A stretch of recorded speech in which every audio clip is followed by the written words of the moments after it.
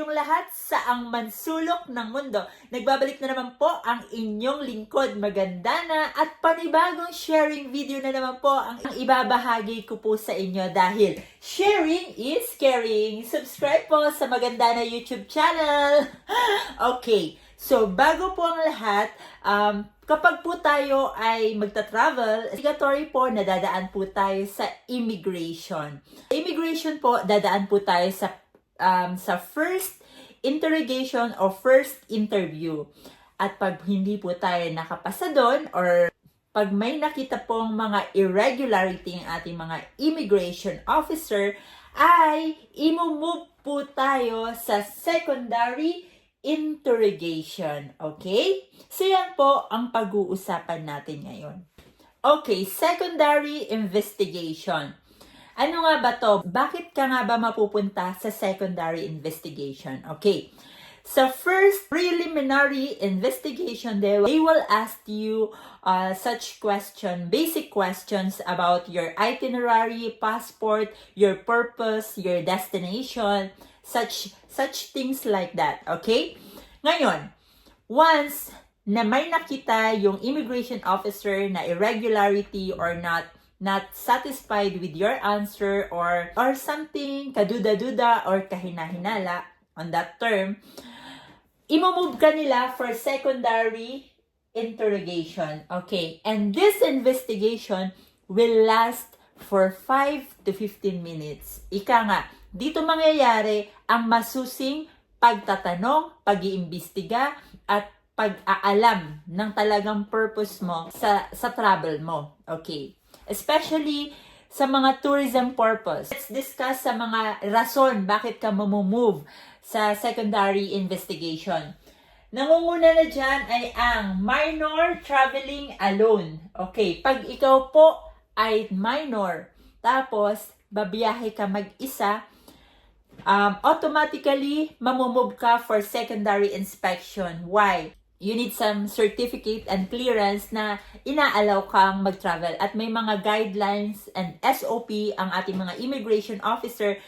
Pag minor ang travelers, may mga kaakibat na papel na kailangan mo i-comply at ipakita. Okay? Alright, number 2. Partner of foreign national. Ito ay sa mga may spouse or may mga kasal o may mga asawang foreign national at kung sila ay magta-travel for the first time. Okay? Mga first time traveler. For example, meron kang asawang foreigner or AFAM, ibang lahi, and first time yung lalabas ng Pilipinas together. So you have to prove na talagang mag-asawa kayo. You have to provide all the documents na magpapatunay na kasal kayo. You have to show them any documents na magpapatunay na kasal kayo and valid yung kasal nyo. Will be appreciated by immigration officer. Okay? Number 3, no financial capacity. Yes, okay. Pag po ang isang traveler ay walang financial capacity, mag-travel, for example, tourism ang purpose, so automatically po mamumove siya for secondary interrogation because we say tourism po, that means you can provide yourself by your own po sa mga gastusin sa pagtutour, plane ticket, sa mga itinerary mo, sa mga hotel booking mo. Kapag wala po kayong financial capacity, so it means po iba po yung pakay nyo. Pwede po tayong pagdudahan ng immigration officer. Number 4, accompanied by foreign national and it's not related. What I mean by that is, for example po, meron pong mag-a-accompany sa inyo pero sa airport nyo lang siya na-meet pero wala kayong relationship. I mean, not even friends, not even romantic relationship. Dun nyo lang sila nakilala sa airport. Ina-avoid po yan because of the human trafficking, illegal recruitment, and money laundering. Yan po, yan tatlong po yan ang pinoprotektahan ng government in general and especially ng ating mga immigration officer. Number 5, traveling to the countries with existing travel ban. Yes, mamumove ka kaagad sa secondary investigation if you have existing travel ban to other country. Imbestigahan nila yan at aalamin bakit travel ban sa ibang bansa and why do you want na mag-travel ulit kung meron ka nga travel ban, right? So, yung mga ganon, mga kahina-hinala, mga duda, so, from our immigration, gusto na nilang malaman bakit, kasi iniiwasan lang nila yung mga connection sa mga illegal connection, yung mga, alam niyo na yon, yung mga illegal activities. Number 6, partner of foreign national unmarried. For example, magkasintahan lang kayo and magta-travel kayo alone, hindi nga kayo married. So, itong case na to medyo complicated kasi talagang marami silang tinatanong lalong-lalo na pag unmarried. You really have to prove your relationship. You really have to prove na may relasyon kayo. If you can document the anniversary, the monthsary, or the travel together, yung mga photos nyo, then collect it, save it, and then ipakita nyo sa kanila. And yung mga special moment na meron kayo, kung kailan kayo nag-meet, may mga gift ba, may mga ring, yung mga ganun, anything that can justify na may relationship kayo, save it, and you can use it po as a document. Pag hiningi ng mga immigration officer, pwede nyo rin po yun ipakita. Yung chat, yung video calls, everything. Video together na nag-travel kayo, for example, or pinakilala ka sa mother, or pinakilala ka sa mga kapatid, something like that po. Save it. You can use it po in the future. Maybe it can help you po to justify na talagang mag-partner kayo kahit unmarried. Number 7, incomplete documents. Yes, pag incomplete po ang documents mo, once na nasa preliminary interrogation pa lang po kayo, and immigration officer asks you for some documents, and incomplete po or wala po kayo naibigay, mamumove po kayo sa secondary investigation automatically. Okay?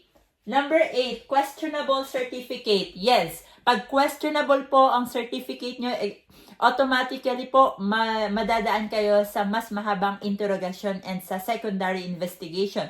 They need to validate your certificate. For example, bakit wala kang ganitong certificate kung yung sinabi mo ay pupunta ka sa ganito, 'di ba? Or for example, visiting families, complete yung documents mo or valid. Number 9, fake documents or dummy. Or what I mean by dummy, yung mga tourism purpose na nagpapakita ng mga dummy ng plane ticket, nagpapakita ng mga dummy ng hotel booking. Please, if you're traveling and with a purpose of tourism, take a risk, buy a real ticket po kasi lahat po ng ticket may barcode. They can monitor it po kung fake or no or dami lang. Yung mga hotel booking din po, we are very modern na po. They will know po immediately kung dami lang yon or reserve lang yon or fake reserve yon. Alam niyo po yon. So, take a risk po. Reserve it. Mag-reserve na po tayo ng totoo and bumili po tayo ng real ticket. Huwag po tayo magpakita mga daming ticket kasi yung mga ganun po, pwede po yung ma-subject for offloading. And it depends din po sa immigration officer. But if po natapat kayo sa immigration officer na super strict and talagang sinusunod yung SOP ng trabaho nila or ng guidelines nila, we can't do anything po where they are just doing their job. And we, as traveler po, we have to do our job. Take a risk. Buy a real return ticket. Book a real confirmed hotel booking, not dummy po. Kasi pag dummy talaga magdududa sila.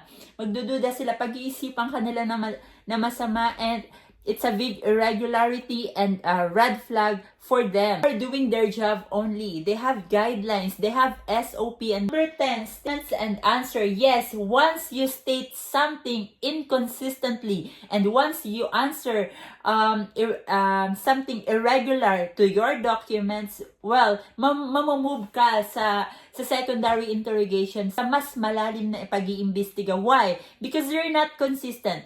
Sa first interview, pag ang sinabi mo ganto, you have to state it the same sa secondary interrogation para wala silang lugar na pagdudahan ka, wala silang lugar na pag-isipan ng red flag yung mga documents mo. It is how you present your documents. It is how you state to them. Okay? They want to know the real purpose. They want to know the real reason. Yung mga immigration officer, they're just doing their job. They want to detect the illegal recruiters. They want to detect money laundering and the human trafficking. So once they ask you something, documents, ipakita nyo. And once na tinanong ka nila, state the truth. Be confident. Okay? Kasi once yung statement mo, yung number 10, and yung answer mo, may inconsistency ka doon, it's subject for offloading. So, ang aim natin dito, malagpasan yung immigration officer and huwag ma-offload. Okay? Once po, na-subject po tayo for offloading, very important po na tanungin natin ng immigration officer why and ano yung grounds natin. Ano yung reason. Okay? Kasi po, sa dami ng trabaho nila, sa dami ng passenger na nakakahalubili nila, baka matatakan nila ng iba yung sa inyo po na halimbawa human trafficking or illegal recruitment. Well, we don't want it. Hindi naman yun yung grounds mo. So, very important po na alamin natin kung bakit tayo offload, ano yung reason, ano yung grounds, ano yung kulang. Okay? Very important po yan. And you really have to be aware ano po yung grounds nyo.